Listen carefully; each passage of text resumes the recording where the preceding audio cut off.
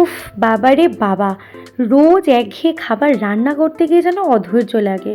আর মোটেই খেতে ইচ্ছা করে না একঘেয়ে খাবার-দাবার। বাঙালির শীতকাল মানেই হচ্ছে ভালো-মন্দ খাবার-দাবার আর জমিয়ে পিকনিক করার সময়।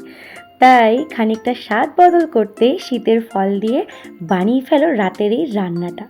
চটজলদি রান্না, খুব তাড়াতাড়ি হয়েও যায়, সময়ও কম লাগে, আর তার সাথে জিভে টেস্ট তো আসবেই, তার সাথে ছোট থেকে বড় সবাই কিন্তু হাত চেটেপুটে খাবে।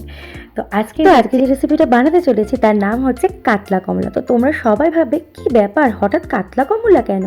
কাতলা কমলা এই কারণেই, কারণ শীতকাল, কমলা লেবুর তো অভাব নেই। আর রিসেন্ট তোমরা সবাই জানো প্রজাপতি 2 রিলিজ পেয়েছে, সেখানের একটা সিনে এই কাতলা কমলা সম্পর্কে কিন্তু বলা আছে। আর মাছের ঝোল বলে সেই মুভিটাতেও কিন্তু এই রান্নাটার উল্লেখ ছিল। তো চলো দেখে নিই কাতলা কমলাটা আজকে আমরা কিভাবে তৈরি করছি।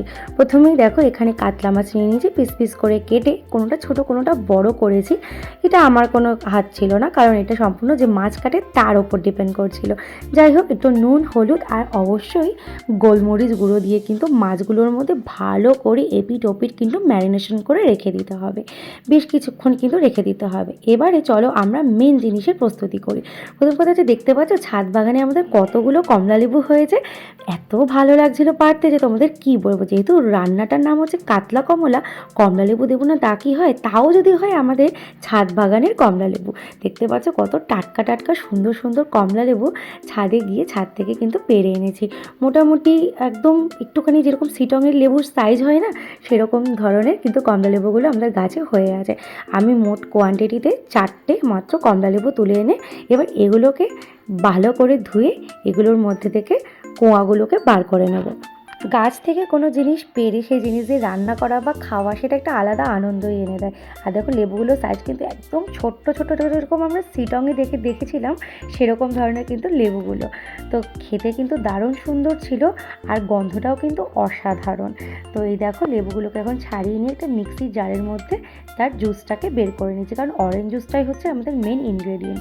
তো দেখো ওই 4টে কমলা লেবু থেকে 1/4 কাপ মতন জুস বেরিয়ে গেছিলো।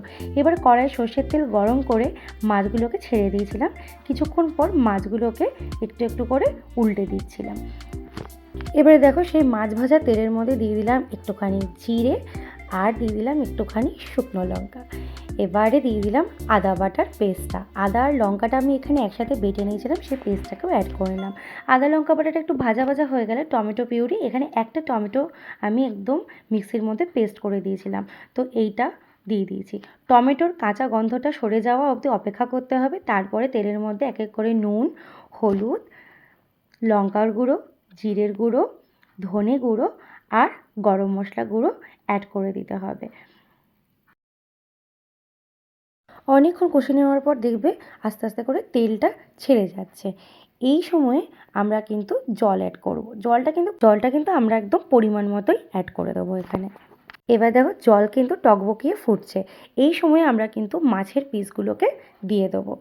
মাছের পিসগুলো সবকটা অ্যাড করে দেওয়ার পরে হালকা খুন্তি দিয়ে একটু নেড়ে চেড়ে দেবো। তারপরে একটু দেখো গ্রেভি টাইপের এরকম হয়ে গেলে তখন কিন্তু কমলালেবুর জুসটা অ্যাড করে দেবো। এটা দিয়ে কিন্তু বেশিক্ষণ ফোটাবো না, বেশিক্ষণ ফোটালে কিন্তু তেতো হয়ে যাবে।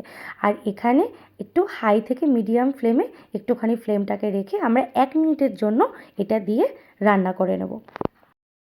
আমরা কিন্তু এখন রান্নার লাস্ট পর্যায়ে চলে এসেছি, তাই এখন কমলালেবুর 2-3টে কোয়া দিয়ে আমরা ঢাকা দিয়ে দেবো, যাতে সেন্টটা একদম অথেন্টিক আসে। তো এই হচ্ছে গিয়ে রান্না। আমার কাতলা কমলা কিন্তু রেডি। তো দেখতে পাচ্ছ ভীষণ সুন্দর কিন্তু স্মেলটা এসছে, সেটা কিন্তু অকল্পনীয়। আর গরম ভাতের সাথে কিন্তু এই ডিশটা জমে যাবে। তো তাড়াতাড়ি আর দেরি না করে ঝটপট কিন্তু তোমরা ওই রান্নাটা ট্রাই করা আরম্ভ করে দাও, কারণ শীতকালের মরশুম কিন্তু বছরে একবার 2-3 মাসের জন্যই আসে। কমলালেবু সিজন চলে গেলে এই ডিশটা কিন্তু রান্না করে তোমরা আর প্রিয়জনদের খাওয়াতে পারবে না। তো হারিয়ে আপ, আর দেরি করছো কেন? অবশ্যই ট্রাই করো, আর কমেন্টে অবশ্যই বলো আমার রেসিপিটা তোমাদের কেমন লাগলো। ভালো লাগলে অবশ্যই লাইক করো, কমেন্ট করো। তো চলো আজকের মতো এখানেই করছি, টাটা, সবাই খুব ভালো থেকো।